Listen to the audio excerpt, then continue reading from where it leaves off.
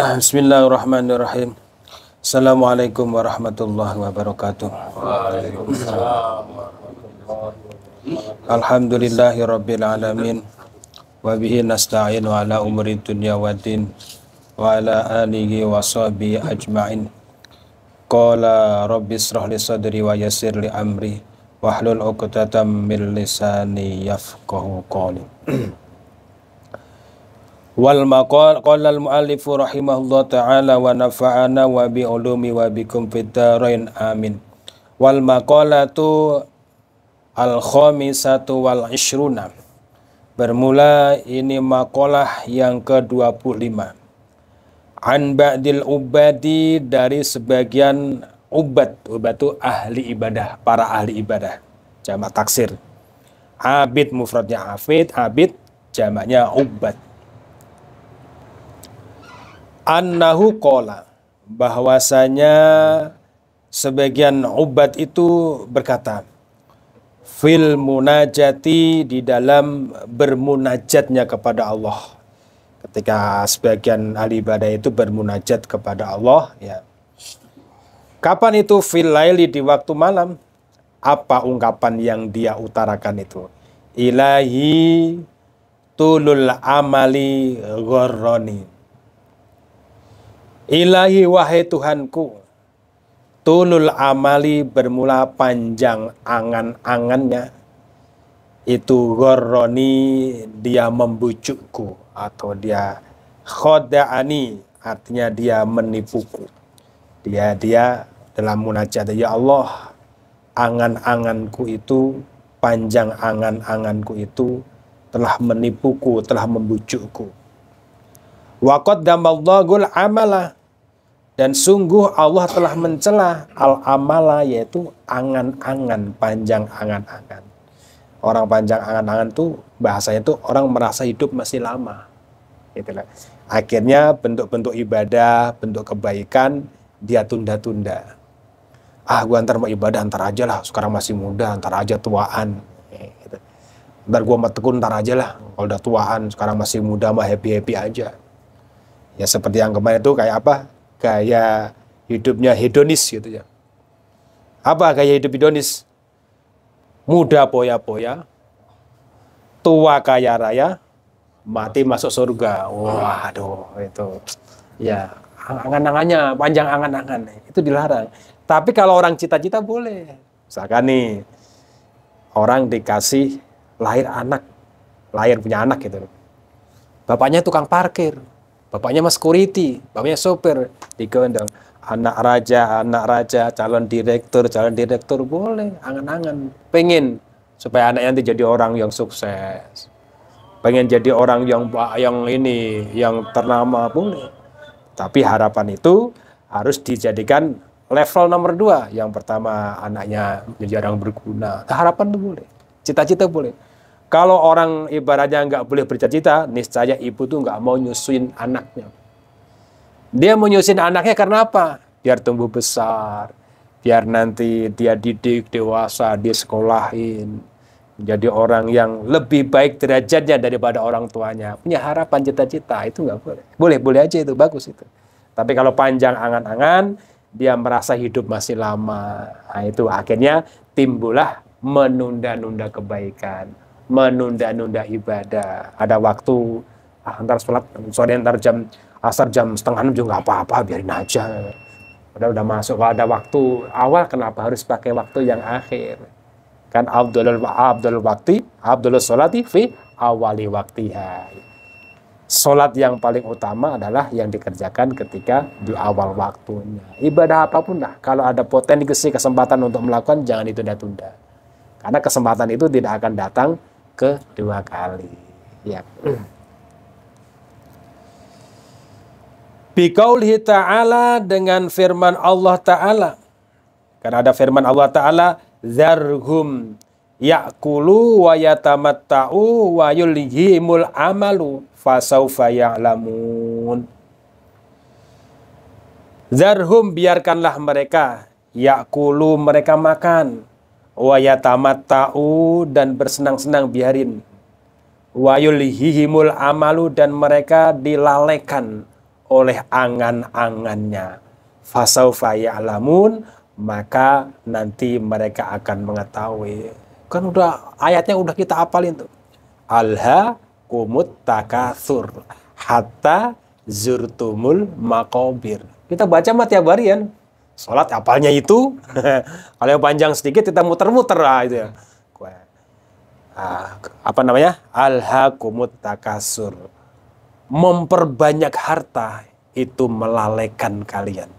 Orang kalau udah semakin banyak harta, semakin banyak keinginan, semakin banyak kemauannya, akhirnya kebaikan-kebaikan tertunda. Ibadah nomor sekian, sholat nomor berapa sana? Nomor 2. Iya, kata nomor 2. Ya, kata pertama syahadat ya. Kalau itu mesti benar itu, syahadat sholat itu. Tapi nomor 2-nya di nomor 2 kan benar. Saya sibuk lagi meeting lah, sibuk mau ketemu klien lah. Nah, kalau klien, kalau meeting, kalau orangnya yang ngerti, kalau kita bisa menjaga diri kita, bahwa kita tuh konsisten terhadap awal waktu, tidak pernah meninggalkan itu, orang yang mau ngajak meeting juga, kita gak mikir 2 kali, oh dia mau jamaah dulu, dia mau sholat dulu. Pasti begitu, karena apa? Kita sudah bisa menunjukkan jati diri kita. Apa? Kita mengutamakan Allah. Baru yang lain-lainnya. Allah nggak minta muluk-muluk sih. Allah cuma ibaratnya memberikan beban tugas kita sehari semalam 5 kali waktu. Ya. Dan paling top waktu yang kita kerjakan adalah 10 menit. Mantap Markotop itu udah. Kelasnya Marianto tuh udah 10 menit udah waduh, udah luar biasa itu. Wah, itu. Ya. Kalau kelasnya kita ini 10 menit udah sholatnya udah bikinnya kemana-mana itu udah. Bukannya tambah khusyuk, udah kemana-mana pikirannya. Tapi kalau kita bisa jagain tugas itu, kewajiban, baru yang lain itu menjadi faktor pendorong.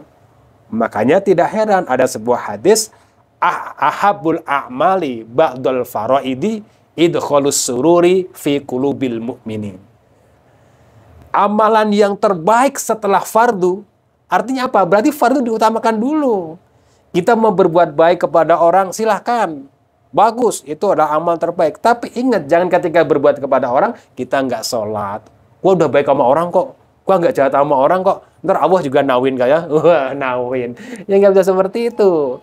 Sebaik apapun ketika fardunya Allah tidak dikerjakan, label kebaikan yang nempel kepada dia hilang. Dia bukan orang baik.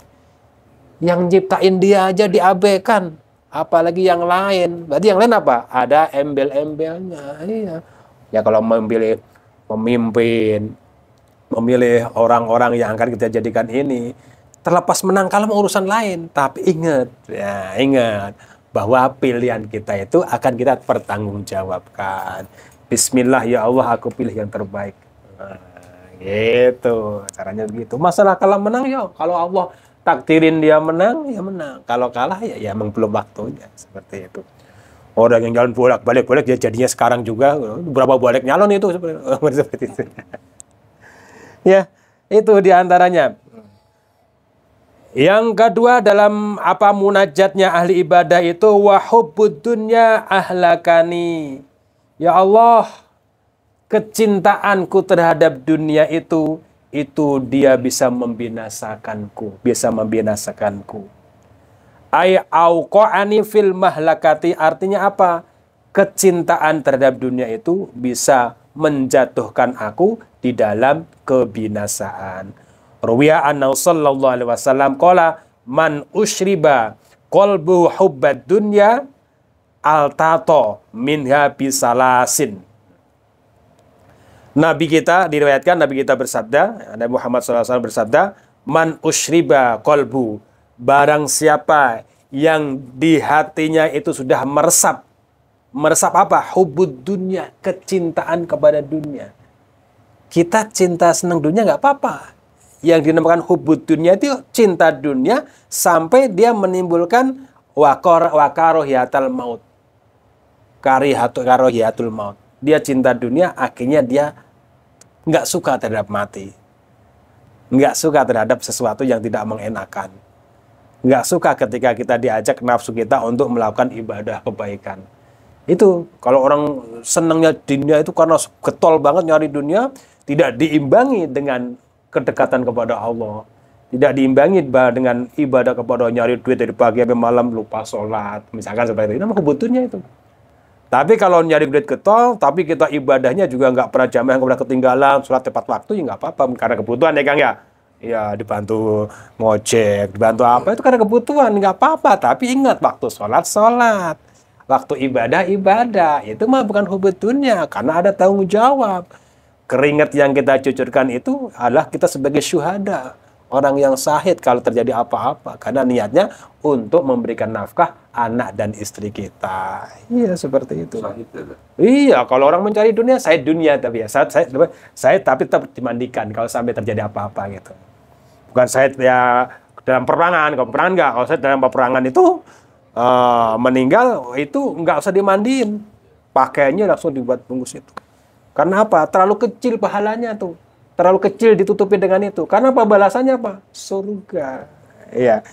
Ketika di hatinya itu sudah meresap hubudunya alta tominha bisalasin, maka akan lengket darinya itu ya dengan 3 perkara. Apa? Syakoin, pertama celaka. Orang saking demennya dunia, orang saking hubud dunia sampai dia lupa ibadah, lupa sama Allah, dia akan dicap oleh 3 itu. Di antara apa? Yaitu menjadi orang yang celaka. La yanfudu anahu, ya, maka tidak akan hilang, berakhir kesusahannya itu. Wahirsin la yablughu ginahu, dan dia gemar kepada dunia, tapi gemarnya tapi nggak kaya-kaya. Itu, ya, karena saking hubud dunia itu, pertama dia akan celaka, ya, terus kesulitannya, kesusahannya itu tidak akan ada habisnya. Orang yang hubud dunia itu ketika nyari dunia lupa ibadah, lupa sholat, pokoknya udah getol terus sampai tidur di tengah jalan, tapi ibadah juga kagak. Yang pertama dia akhirnya akan menjadi orang yang celaka, dan sialnya kesulitannya tidak akan ada habisnya. Yang kedua, dia orang yang semangat nyari dunia, tetapi nggak kaya-kaya juga, nggak sampai kecukupannya itu nggak ada. Karena kaya itu kan relatif. Kaya itu adalah, orang kaya itu apa? Ada di orang yang qanaah. Ya, orang kaya itu nyari kekayaan ada di mana? Di qanaah. Kalau hartanya triliunan, kalau hatinya nggak terima, nggak qanaah, sedikit pemberian Allah, banyak pemberian Allah, merasa kurang terus, itu nggak, namanya bukan orang kaya itu. Pikiran hatinya kebawa oleh nafsu untuk mengumpul-kumpulkan harta terus banyak terus. Nah, tapi kalau orang punya duit 1 juta, 2 juta, dia merasa qanaah, dia merasa enak itu menjadi orang kaya, ya. Nikmat ya, Marianto nih misalkan kan pulang, ya gaji biasa aja, sampai rumah bisa main burung, cincong, ya udah, sholat, bisa kerja lagi, ya kaya dia, nyaman, qanaah, nerimain, ya udah. Orang sebelahnya apartemen tinggi kan, itu kan ditinggalkan, biarin aja, mah dia di atas, gue di bawah juga enak ya, itu qanaah, itu namanya nerimain. Yang terakhir adalah wa amalin la yablughu muntahahu, dan angan-angan yang tidak pernah tercapai. Mana sih ujungnya angan-angan itu? Dikejar, lari. Dicari ke sono, nggak ketemu juga. Itu hanya angan-angan aja. Itu karena efek daripada hubud dunya. Karena apa? Hubud dunya karohiyatul maut. Orang yang sangat cinta kepada dunia, itu nanti akan benci terhadap namanya kematian. Kita beli mobil, emang hubudnya? Ya enggak, belum tentu juga. Kan buat ngantar istri ke pasar, istri mau jalan-jalan, anak mau jalan-jalan, ya bukan hubudnya juga. Ya kecuali begini hubudnya nih kan ya. Pak Heri kan mungkin duitnya banyak gitu kan. Iya, sepatu kalau Pak Heri kira-kira harga 500 dipakai di mana Pak Heri? Iya, mentang-mentang duitnya banyak gitu kan. Beli sepatu 150 juta, taruhnya di bawah aja gitu. Ya itu mah ya enggak elok juga gitu ya. Sama-sama di bawah Pak Heri ya. Iya. 500 1 juta udah bagus Pak Heri ya. Iya. Ya udah, itu dulu lah. Udah belnya udah bunyi. Nah, hadis tadi itu diriwayatkan rawahu Tabrani, diriwayatkan oleh Imam Tabrani. Nanti dilanjutkan dalam munajatnya sebagian ahli ibadah itu, setan itu menyesatkanku. Dan nafsu itu selalu mengajak kepada perbuatan yang buruk. Wa a'lam bishawab. Subhanakallahumma wa bihamdika asyhadu an la ilaha illa anta astaghfiruka wa atubu ilaik.